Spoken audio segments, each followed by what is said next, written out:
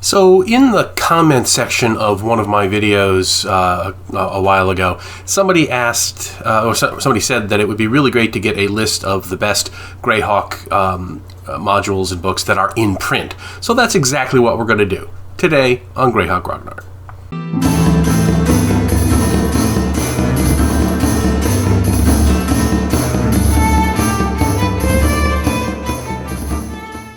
So apologies, I can't think of the name of the person who asked for this, but I thought it was a great idea, so I put it down in my book ideas.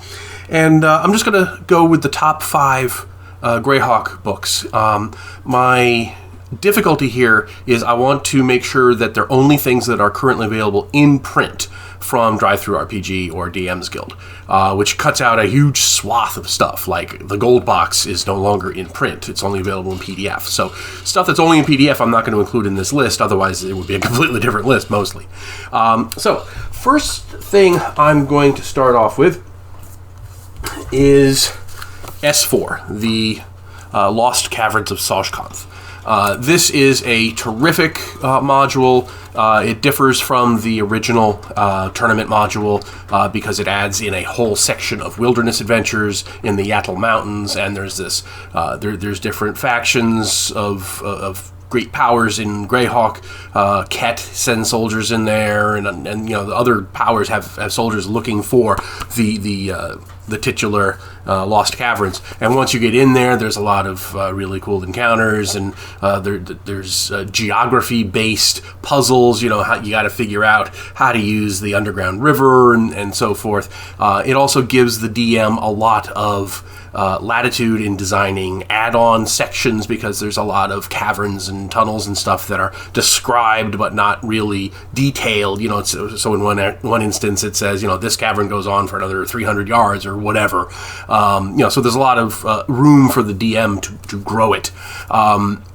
It's also very classically Gygaxian, because unless you find the way to the greater caverns beneath, you're going to think you finished the dungeon, when in fact there's this whole other thing that is relatively difficult to find. You know, it's not just like there. It takes some work to find it. So for that reason, this is my number 5 on my list of top 5. Then we come to Against the Slave Lords. This is the new module. It is a reprint of the first 4 Slave Lord modules. It adds a new A0, kind of a prequel module, which is really neat.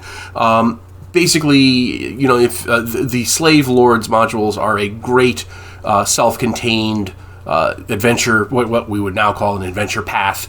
You know, they start off with some very interesting scenarios, and in the final one, the players end up you know, in the dungeons with nothing, and they have to improvise to escape. And there's the volcano and the guy.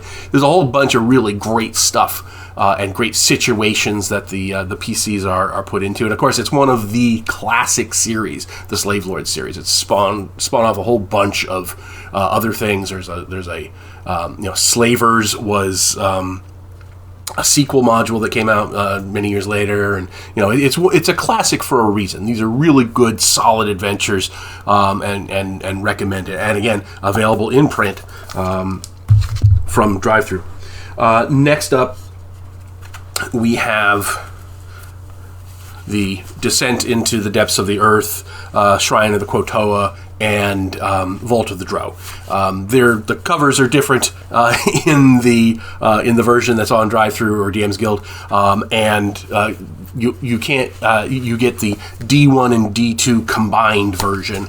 But the series as a whole is just fantastic. I mean, it introduces an entirely new dungeon crawling concept to Dungeons and Dragons back in the day. You know, there was no Underdark before this happened. There were dungeons and they were big, but nothing like this, where there's miles of tunnels connecting large and small encounter areas, and adding all kinds of new underground races and implications of all kinds of geopolitics under the earth.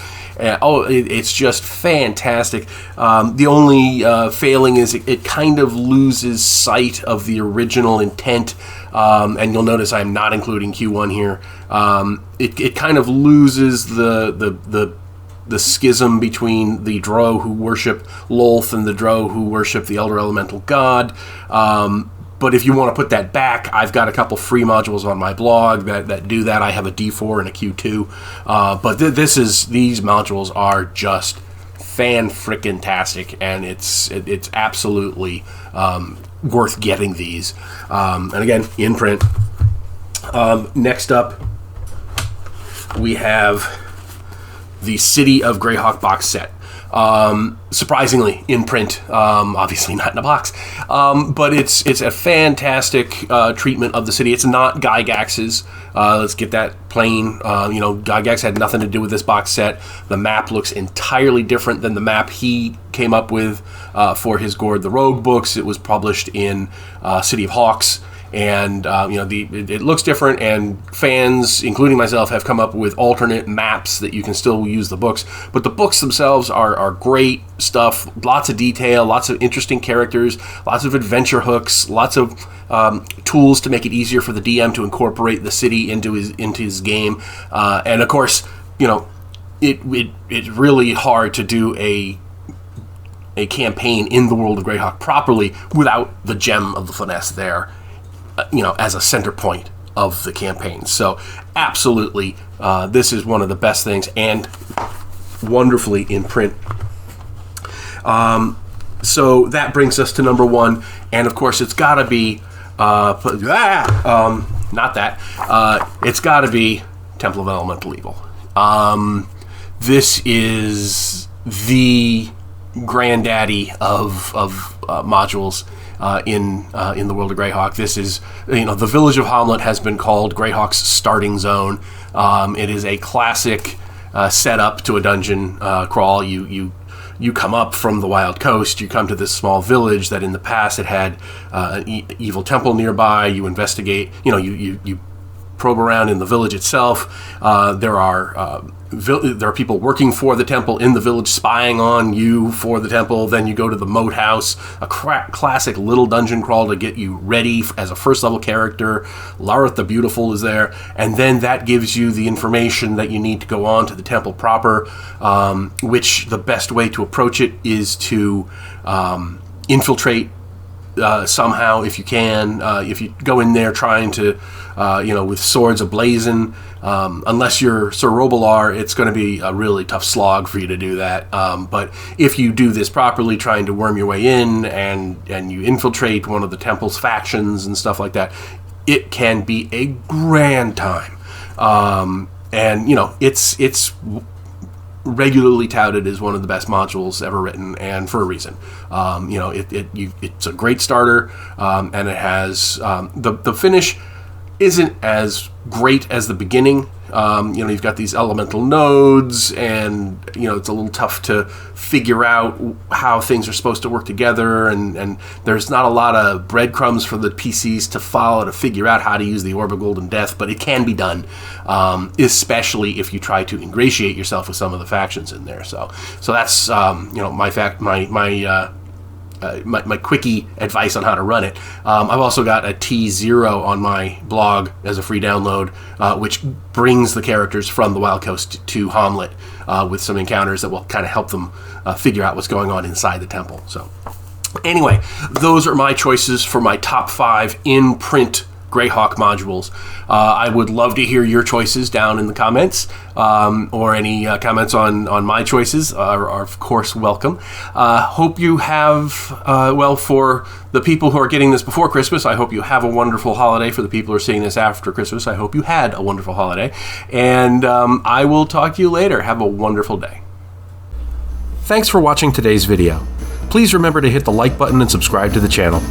Below you'll find links to my Patreon, which helps make these videos possible. You'll also find the web store where you can buy my books, and my blog where you'll find all sorts of free downloads and other articles. Thanks, and have a great day.